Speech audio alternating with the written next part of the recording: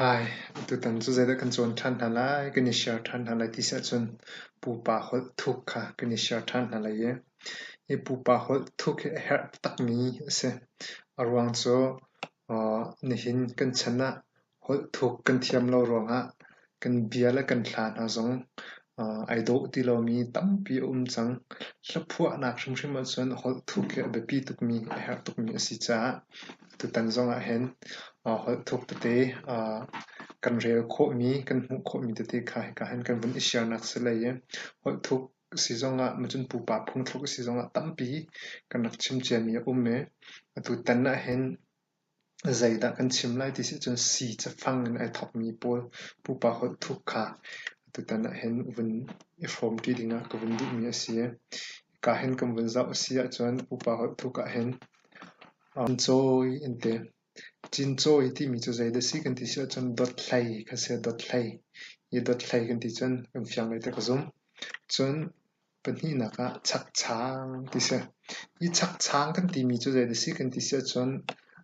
chan terminal ne tampi thailo mi kan comment chak chang ti mi chu tak pi chak akhen hlan lio chu thingen rol chuan si ti ka chu rol chuan nak apong achak a chun I nak an ser chu chak chang an ti mi se chun ka zon hen kum zo ri na le ye chia in ti mi zai sulam da si kan ti chun khodang silo la ram dang e wa ngai ti ka monu a thum nak in kha chia in ti se I khodang e wa an wa ngai ti ka chu thut nak a wa ngai lo chu thut nak monu awa I thum nak in kha chu chia in an ti mi se chun he ka zon hen charlian he chan tharmine kan thai ngai tampi thai mi kan e charlian ti mi sulam chini ka ti na khase ni ti na khase chun he ka zon hen cheng la kung ante cheng la kung ti mi chu chungkhat rual chan he api lai mi ti na khase chungkhat rual chan he api lai mi kha cheng la kung ti se chun he ka zon hen chope ante chope ti mi chu cho khase ko still an zot mi still cho khase ko chun he ka zon hen chon ante chon ti mi chu sum thong ti selamo sum thong wa le wazun mai in tua mi lu chung ni an iton mi kha si chu chon an ti mi se sum thong mai te sum thong vai atamai le wazun vai atamai khen tua mi asi chu an lu chung ni ton mi kha chon an ti mi se chun he ka zon hen chim ti mi chu alum nak mun kha sia walai mun ma kha sa chim zau te ban tuk chim ke alum nak mun ke chim sia chun CHEEM chim ti mi chu zai da sul lam ba so ti sa chan varam vadau vatok kha chim an ti mi se I thlan leo hol chun vadau an ngai mi thil walak an khwal ga te mi vatha di na an ngai mi ga te ani phor di chu ban tuk chu chim an ti mi kha ase I ka zon hen chum twal ti se chum twal ti mi sul lam chu thin thang le wa orin kul mi foi nak chen in twal vel chum kha ken thing pi khanang kul nai chu avel chum pa po kha chum twal ti na khas ko in vel chum kha chum twal ti na khase chun he ka zon hen chingkalit ti mi zai sulam de si ti chun thil ba na kha hlan leo ho chun chingkalit an ti mi se chun he ka zon hen chong oi ti mi zo thang chiat ti kha se ka zon ni cha fyang tu ko chun chong trial ti mi he tikor ti mi cho lai mi lo na kan thai la ram dang mi na chen an thai ti la lo